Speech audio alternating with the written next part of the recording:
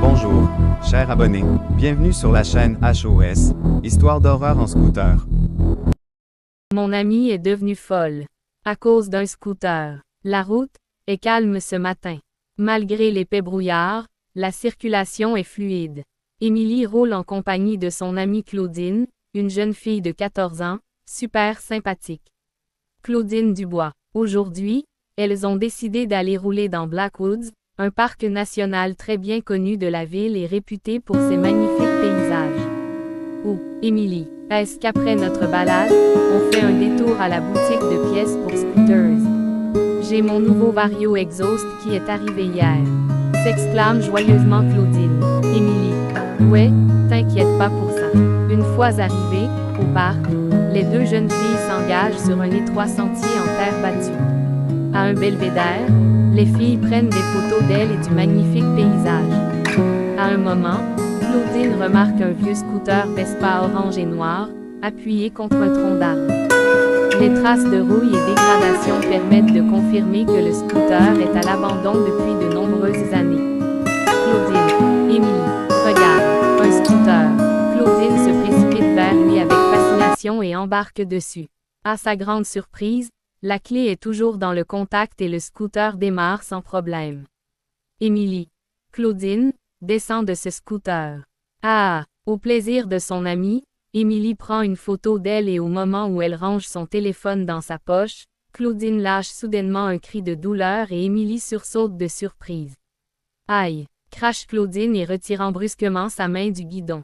Sa main présente une profonde coupure. Claudine. Putain, je me suis coupée sur un morceau de métal. Émilie. Ça va, Claudine? Et merde, c'est une sacrée coupure. Tu n'aurais pas dû le toucher. En fait, pose juste ce putain de scooter. Émilie soigne son amie du mieux qu'elle peut et les deux jeunes filles passent les 2 heures suivantes à profiter de la nature. En revenant, Émilie remarque que Claudine est particulièrement épuisée. Elle s'arrête sur le côté.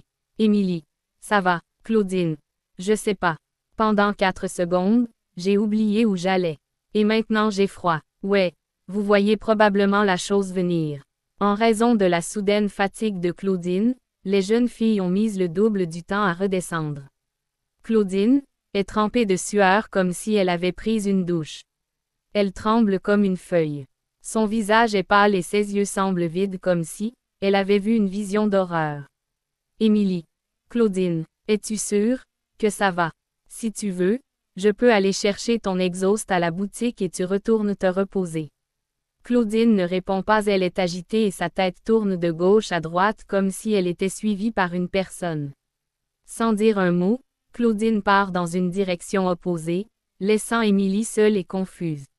Émilie ne sait pas quoi penser ni comment réagir. Elle est apeurée, inquiète et à la fois intriguée. Après un moment d'hésitation, Émilie décide de repartir de son côté et roule jusqu'à poste de garde pour signaler le comportement étrange de son amie. Entre-temps, elle appelle ses parents et les parents de Claudine, expliquant la situation. Les heures passent, et tandis que les équipes de recherche tentent de trouver la jeune fille, Claudine reste introuvable. Émilie se maudit elle-même, se disant qu'elle aurait mieux fait de suivre son amie. Ce n'est qu'à seulement 13h45 de l'après-midi qu'Émilie reçoit un appel de la part des parents de Claudine, ils sont en larmes. Claudine a été internée en hôpital psychiatrique après avoir mortellement et volontairement écrasé 2 piétons avec son scooter.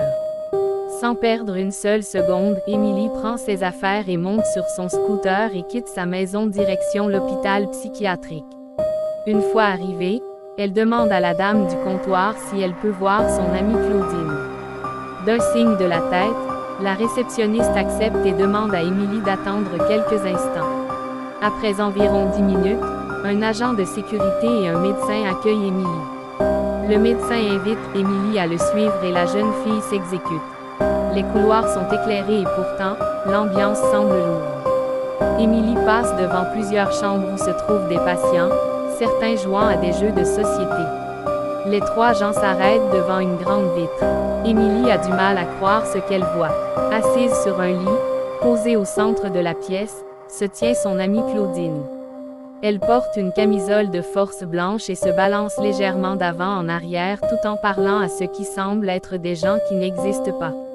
Elle rit, pleure, hurle de colère, tente de se débattre. Ses yeux sont cernés comme si elle n'avait pas dormi depuis des jours voire des semaines. Emily. Jay veut lui parler, seul à seul s'il vous plaît. Juste un instant. Le médecin réfléchit un instant avant de répondre doucement mais de manière autoritaire. Il sort un chronomètre de sa veste bleue foncé. Médecin. Je vous laisse 10 minutes top chrono. Pas 1 minute de plus. Tandis qu'elle entre dans la chambre, l'agent de sécurité se met dos à la porte tandis que le médecin regarde attentivement. Emily s'approche doucement et fait le tour du lit de manière à se mettre face à son amie. Emily. Claudine. Claudine semble sortir de son esprit et ouvre les yeux, fixant profondément Emily. Emily. Nœud dans la gorge. Claudine. Qu'est-ce qui t'arrive? Claudine. Je l'ai vu, Emily. Il est là pour moi. Il va tout nous tuer. Emily. Hein, mais de qui parles-tu? Et pourquoi avoir tué 2 personnes? Sans prévenir, Claudine se penche vers elle et lui hurle dessus. Comme une bête enragée. Certes, c'est une pensée morbide mais la peau de Claudine est si pâle, qu'elle donne l'impression d'être morte depuis 3 jours. Claudine. Aide-moi, Emily. Je ne suis pas folle. Tu me connais depuis trop longtemps pour le savoir. Tu le sais, je ne te ferai jamais de mal. Tu dois m'aider, Emily. Tu dois me faire sortir d'ici. Laisse-moi partir. Je dois terminer ce que j'ai à faire. Le scooter m'appelle Emily. Dame Potter est là. Elle veut venger. Emily est pétrifiée. Son amie Claudine a totalement perdu la raison. Le médecin entre dans la pièce informant que le 10 minutes est terminé et qu'elle doit sortir sur le champ. Sans hésiter, Emily sort de la pièce et pousse un profond soupir avant de fondre en sanglots. Emily sort de l'hôpital, environ 20 minutes plus tard, totalement effrayée et bouleversée et décide de partir rouler en scooter pour se changer les esprits. En milieu d'après-midi, Emily, alors qu'Emily est couchée dans son lit à vaguer sur son cellulaire, elle reçoit un appel troublant de la mère de Claudine. À l'autre bout du fil, la mère est en pleurs. Lorsqu'Emily lui demande ce qui se passe et comment se porte son amie, ce que lui dit mère terrifie totalement Emily. Claudine est morte. Elle s'est suicidée, en se jetant par une fenêtre du 3e étage de l'hôpital psychiatrique et s'est brisé la nuque. Elle est morte sur le coup. Elle était totalement en délire psychotique, selon les médecins. Un long et lourd silence s'installe dans la chambre d'Emily. Emily ne peut s'empêcher de vomir avant de fondre en sanglots. Elle pleure, pendant un temps qui lui semble infiniment long, tandis que la mère coupe la ligne. Environ 2 jours plus tard, Emily avait effectué des recherches sur ce mystérieux scooter et il s'avère qu'il avait appartenu à Madame Potter, une femme célibataire et psychopathe. Elle avait été internée en asile psychiatrique pendant 5 ans pour le meurtre de 2 piétons alors qu'elle était en scooter. En retournant au belvédère, là où elle et Claudine étaient allées, Emily remarque que le scooter a changé. Ce n'est plus celui de la femme mais un qu'elle reconnaît parfaitement. C'est le scooter de Claudine. Et pour une raison inexpliquée, son scooter semble l'appeler, prêt à emporter Emily dans la folie mentale.